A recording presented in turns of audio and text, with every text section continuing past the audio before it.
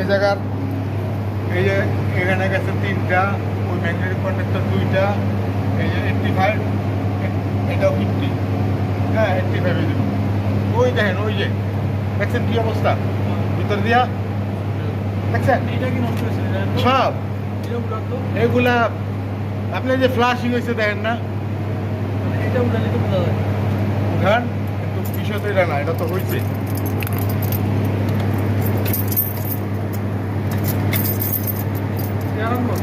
না না খেয়াল রাখবো না,